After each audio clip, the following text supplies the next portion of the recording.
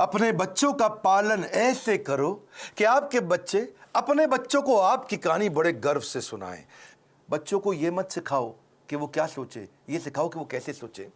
Because a badly parented child is a lost child.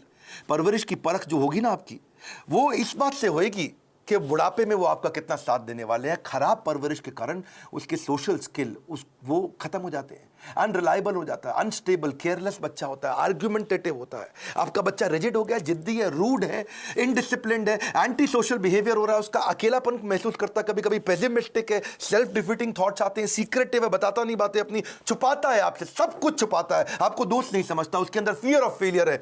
ये सब क्यों है?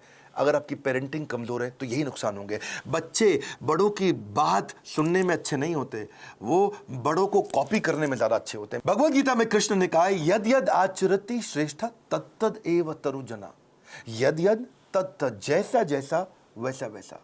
मेरी बात समझिएगा, जैसा जैसा फादर कहेगा वैसा वैसा बच्चा नहीं करेगा, पर जैसा जैसा फादर करेगा वैसा वैसा बच्चा अपने आप करेगा। क्या मतलब हुआ?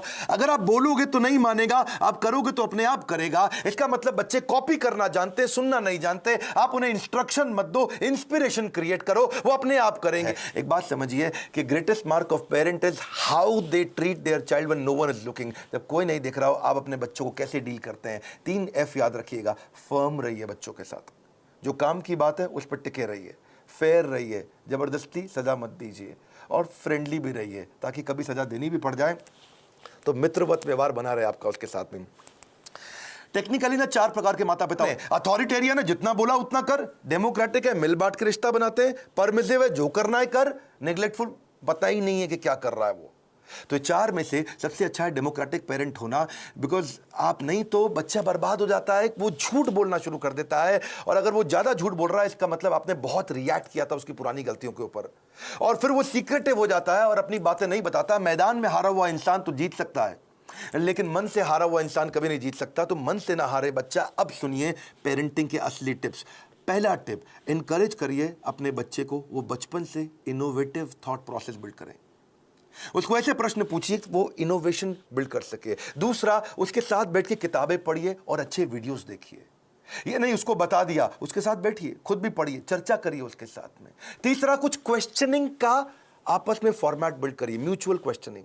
कुछ वो आपसे पूछे, कुछ आप उससे पूछो, और खास तौर से आप उससे पूछो, वो आंसर करे, ज्यादा बोलेगा, रिलेशनशिप बनेगा। प्ले विद योर चाइल्ड, उसके साथ खेलिए, फ्रेंडशिप इज द की। उसकी दोस्ती हो गई तो आपसे कभी मन नहीं चुराएगा। अगला मेरा पॉइंट है बजटिंग। बच्चे को बजटिंग सिखाओ, उससे उसके इमोशनल रिक्वायरमेंट कम होगी, इंटेलेक्चुअल कैपेबिलिटी बढ़ेगी। बजटिंग का मतलब क्या हुआ? आप उसको बता सकते हो कि भाई तुम्हें 500 रुपया हफ्ता दूंगा, उदाहरण है, आप अपनी कैपेसिटी के हिसाब से डिसाइड कर लो। 500 रुपया हफ्ता मतलब 2000 रुपया महीना मिलेगा तुमको। अब तुम्हें कोई गेम खरीदनी है, कोई खिलौना खरीदना है, बहुत इच्छा कर रही है, लेकिन तुम्हारे बजट में नहीं आता, तो तुम 1 महीना रुको। अगले महीने जब तुम्हारे पास 2000 की जगह 4000 हो जाएंगे, तब खरीद लेना। अगर वो 6000 का है तो 3 महीना रुको, 3 महीने बाद खरीद लेना। पैसा इकट्ठा करो। इससे वो अपनी इमोशनल डिजायर्स को रेगुलेट करना सीख पाएगा। उसको बचपन से आपने थोड़ा थोड़ा फाइनेंस सिखा दिया, वो बचपन में ही कैलकुलेटर लेकर के समझने लग जाएगा, हिसाब लगाने लग जाएगा। उसको लर्निंग, स्पीकिंग, रीडिंग, राइटिंग, इसको बोलते हैं LSRW, इसकी प्रैक्टिस कराओ। अब कभी भी अगर कोई कहानी भी सुनानी हो बच्चों को, तो कहानी किसकी सुनाओ? कुछ हेल्दी फूड के बारे में, खाने की ईटिंग हैबिट्स के बारे में, या कुछ सक्सेस के बारे में कहानी सुनाइए। क्वेश्चन आंसर की टेक्निक बहुत काम आती है। उसको सिनेरियोज देकर के क्वेश्चंस करो कि अगर ऐसा हो तो क्या करना चाहिए, ऐसी परिस्थिति में क्या करना चाहिए, तो वो सोचेगा। जब वो अच्छा सोचेगा, उत्तर देगा आपको, तो अपने आप सफल होगा। उसको पैशन ओरिएंटेड कंटेंट दिखाओ। उसका वीडियो गेम खेलने का मन करता है, उसके अंदर देखो स्किल क्या है, उस स्किल के हिसाब के वीडियोज उसके साथ बैठ के देखो। उस स्किल के हिसाब के उसको स्किल की ट्रेनिंग भी दिलाओ।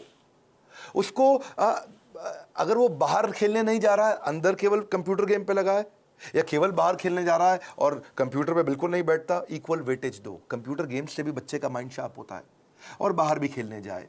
यानी कि फिजिकल और इंटेलेक्चुअल दोनों कैपेबिलिटीज उसकी बिल्ड करनी जरूरी है। आप उसको अलग अलग सिनेरियो के जब क्वेश्चंस करते हो ना, तो उसमें रिस्क और फेलियर को भी थोड़ा थोड़ा आने दो उसकी लाइफ में। थोड़ा स्मॉल रिस्क, स्मॉल फेलियर आने दो, तभी बाउंस बैक करना सीखेगा। उससे वो प्रॉब्लम सॉल्व करनी सीखेगा, और problem solving is a game changer. मेरा एक इंपॉर्टेंट सजेशन है, अपने बच्चे के साथ में मोटिवेशनल कंटेंट बैठ करके कंज्यूम करें, यानी इससे उसका कैन डू एटीट्यूड बढ़ेगा। मैं भी कर सकता हूं। मोटिवेशनल कंटेंट के लिए जो भी अच्छे वीडियोस हैं उसके साथ बैठो, देखो, उससे पूछो आपने क्या सीखा, फिर आप बताओ आपने खुद क्या सीखा, फिर वो बताए उसने क्या सीखा। तो इससे उसके अंदर कैन डू एटीट्यूड बिल्ड होगा और हो सके तो थोड़ा ऑर्गेनाइज करने में उसकी मदद करो। उसके साथ बैठ करके देखो, अपने आप बच्चा ऑर्गेनाइज कभी नहीं होगा। बेड लगाना तो आप मत लगाएं, अगर आप माँ हैं, बच्चे को साथ में लगाएं कि हम दोनों मिलकर आज बेड लगाएंगे, हम दोनों मिलकर आज अलमारी सेट करेंगे, हम दोनों मिलकर आज वॉशरूम साफ करेंगे, हम दोनों मिलकर के आज अपनी स्टेशनरी को ऑर्गेनाइज करेंगे, हम दोनों मिलकर के आज किताबों के कवर चढ़ाएंगे। और उसके बाद धीरे धीरे आप उसको बोले अब तुम करके दिखाओ, पहले आप करो और वो करे साथ में, फिर उसके बाद उसको बोलो अब तुम अकेले करके दिखाओ मुझको। उसकी थॉट प्रोसेस अगर बिल्ड होना शुरू हो जाए तो उसको प्रेज करो, तारीफ करो। उसको कभी कोई स्टोरी सुनानी हो तो ग्रोथ माइंडसेट की स्टोरी सुनाओ। आपको उसकी तारीफ करनी, actions that are appreciated they get repeated. तो जिस एक्शन पे आप उसको अप्रिशिएट करेंगे उस एक्शन को बार बार लेगा, जिस व्यवहार पे दोगे पुरस्कार उसी को तो वो दोहराएगा बार बार। और आप क्या करें, जब भी चर्चा करनी हो गोल ओरिएंटेड चर्चा करो, गोल ओरिएंटेड। हाँ, बच्चे को माइक्रो मैनेज मत करिएगा कभी भी। छोटी मोटी गलतियां करता है, करने दो, हर समय नहीं टोकना। आप पॉजिटिव साइड बिल्ड करिए, नेगेटिव साइड अपने आप चली जाएगी। नेगेटिव साइड को मना करोगे कभी नहीं जाएगी। तो इसलिए पॉजिटिव सोल्यूशन ओरिएंटेड क्वेश्चन पूछो। अगर वो कोई गलती कर भी देता है, बताओ मत तूने ये गलत किया, उससे पूछो इसको और अच्छे से कैसे कर सकते थे बेटा। बेटा आपको क्या लगता है सबसे इंटेलिजेंट बच्चे इसको कैसे हैंडल करते? बेटा आपको क्या लगता है सबसे अच्छा तरीका इसको करने का क्या हो सकता है? तो वो बेचारा कंपल्शन में आपको सही आंसर देगा। जब वो बार बार सही आंसर देगा, बार बार सही आंसर देगा, तो उसके संस्कारों में बैठना शुरू हो जाएगा और धीरे धीरे वो वैसे ही प्रैक्टिस में भी आ जाएगा उसके। इसके बाद इसी का तरीका, इसी को बोलते हैं इन्वॉल्विंग पेरेंट बनना, इन्फॉर्मिंग पेरेंट नहीं बनना है आपको। और तभी आप उसके सोशल स्किल और इमोशनल लर्निंग्स बिल्ड कर सकोगे। आप रूटीन बनाने का प्रैक्टिस करिए, पहले खुद का रूटीन बनाइए तभी बच्चे का बनेगा। यह नहीं कि आप आजकल वर्क फ्रॉम होम में बिस्तरे पे पड़े हुए हैं तो बच्चा भी ऐसे ही लेटा रहेगा, बैठेगा, अपनी क्लास नहीं अटेंड करेगा वो। तो और क्योंकि आप स्ट्रगल करते हो रूटीन फॉलो करने में और वो भी ये स्ट्रगल करने लग गया, तो पूरा परिवार आगे बढ़ेगा, इंप्रूव करेगा। उसको अगर और स्टोरी सुनानी हो, जैसे मैं स्टोरी की बात बार बार कर रहा हूं, तो डिसिप्लिन की स्टोरी सुनाओ। और अगर वो डिसिप्लिन नहीं है तो चिल्लाओ मत, डिसिप्लिन की कहानी सुनाओ। डीलिंग ठीक नहीं करनी है, फीलिंग ठीक करनी है। कंटेंट ठीक नहीं करना है, इंटेंट ठीक करना है। फ्रूट्स बाद में मिलेंगे, पहले रूट्स चाहिए आपको। तो डिसिप्लिन की स्टोरी सुनाइए उसको, ताकि वो थॉट प्रोसेस बिल्ड हो जाए। पब्लिक में उसकी बेइज्जती कभी मत करो। आपको पब्लिक में उसकी तारीफ करो, बेइज्जती कभी करनी है, या बेइज्जती मतलब थोड़ा करेक्शन भी देना है तो प्राइवेट में करो, अकेले में करो। क्योंकि कंपेयर, कंप्लेन, क्रिटिसाइज ये कैंसर है। रिकॉग्नाइज, रिफॉर्म, रेक्टिफाई, यही उसको ग्रोथ देगा। बात समझिए कि आप उसका नेचर बदल ही नहीं सकते, आपको नेचर बिल्ड करना है, नेचर बदलना नहीं है, नेचर डेवलप करना है आपको। कभी परेशान हो तो उसको हक करो, उसको पॉजिटिव टच दो अपना, तभी बात बनेगी आपकी। उसको नए नए प्रकार के स्किल सेट सिखाओ। आजकल तो कोडिंग बचपन से बच्चों को सिखा रहे हैं। 5 साल का बच्चा भी आजकल मोबाइल ऐप बनाने की तैयारी कर रहा है।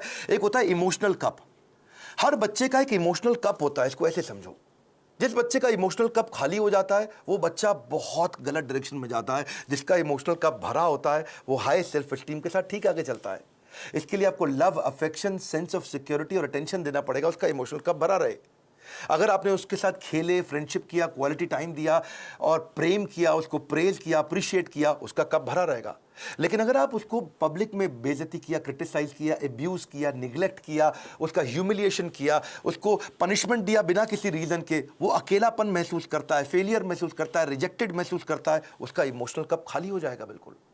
और फिर वो इमोशनल कप भरने के लिए कहीं बाहर जाएगा, किसी और के पास जाएगा, गलत दोस्तों के पास जाएगा, गलत जगह पे जाएगा, गलत वेबसाइट्स खोलेगा। वो लोगों से अपने इमोशनल कप को भरने के लिए खींचेगा तरीके, मिसबिहेव करेगा अटेंशन गेन करने के लिए, मैनिपुलेट करेगा, जेलसी हो जाएगी उसको दूसरों को देख के। बच्चे, पता है, अगर आपको उनको सफल बनाना है, उनकी सफलता का स्कोर बोर्ड बना दो, गेमिफाई कर दो। कोई टोकन लेके आओ बाजार से, उस पर 1 रुपया, 2 रुपया, 5 रुपया, 10 रुपया लिखो टोकन पे, और उनके साथ डिस्कस करो, अगर ये बिहेवियर करोगे तो तुम्हारे इस बॉक्स के अंदर मैं 2 रुपए का टोकन डालूंगी, 5 रुपए का डालूंगी, 10 रुपए का डालूंगी, या डालूंगा अगर आप पिता हैं तो।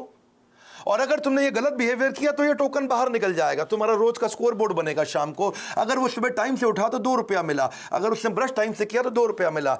रुपया मतलब पॉइंट आपने बोला, मैं पॉइंट कह रहा हूं, उसको रुपया दें या पॉइंट दें, लेकिन बाद में उसको रिडीम करने का तरीका बना दो, है जी। अगर टाइम से होमवर्क किया तो 5 नंबर मिल गए या रुपया मिल गया, अगर आप वो समय से सोने चला गया तो 2 रुपया मिल गया, अगर वो समय से खाना खाएगा तो 7 रुपया मिल गया, अगर टेंट्रम करेगा तो काट लो, सामान फेंक रहा है इधर उधर तो काट लो, उसमें से निकाल लो, चिल्ला रहा है गाली दे रहा है तो 7 रुपया निकाल लो, अगर मिसबिहेव कर रहा है माता पिता के साथ तो 10 रुपया निकाल लो, ओबे नहीं कर रहा आपकी बात 7 रुपया निकाल लो, किसी को गाली देता है, थूक देता है किसी के ऊपर तो 10 रुपया निकाल लो। तो आपने तरीका निकाला, इससे क्या होगा, शुरू शुरू में तो पॉइंट के चक्कर में वो अच्छे बिहेवियर्स को प्रैक्टिस कर जाएगा, पर आने वाले समय के अंदर वो उसकी आदत बन चुकी होगी। बच्चों के आंसू ना कड़वे होते हैं, उन्हें मीठा करना है आपको, उसकी जिज्ञासा गहरी होती है, उसको शांत करना है, उसका दुख बहुत तीव्र होता है, इससे उससे ले लो, उसका हृदय कोमल है, उसे कठोर मत बनाओ। Your children will become what you are, so be what you want them to be. बड़ी सिंपल सी बात है भैया, अगर आप दोनों का आपस में झगड़ा भी है पति पत्नी का, बच्चों के लिए सुलझा लो, आओ साथ में बैठो, बात करो, प्यार करो दूसरे को, ताकि बच्चे का जीवन सुरक्षित हो सके। ये फादरिंग नहीं है, मदरिंग नहीं है, ये पेरेंटिंग है। गलती किसी की भी हो, आप दोनों में से ईगो को साइड में रखो, बच्चे को और सिखाओ, आगे बढ़ाओ, लाइक करके उत्साह बढ़ाओ अगर ऐसे वीडियो पसंद आते हैं, और नीचे मुझे कमेंट बॉक्स में बताओ कि आपको कौन सा वाला वैल्यू, आपको कौन सा वाला आइडिया, आपको कौन सा वाला टिप सबसे ज्यादा पसंद आया। मैं कमेंट बॉक्स में पढ़ने के लिए आऊंगा। इस बार हमारे साथ जुड़े रहने के लिए आप सबका हृदय की गहराइयों से प्रेम पूर्वक बहुत बहुत धन्यवाद।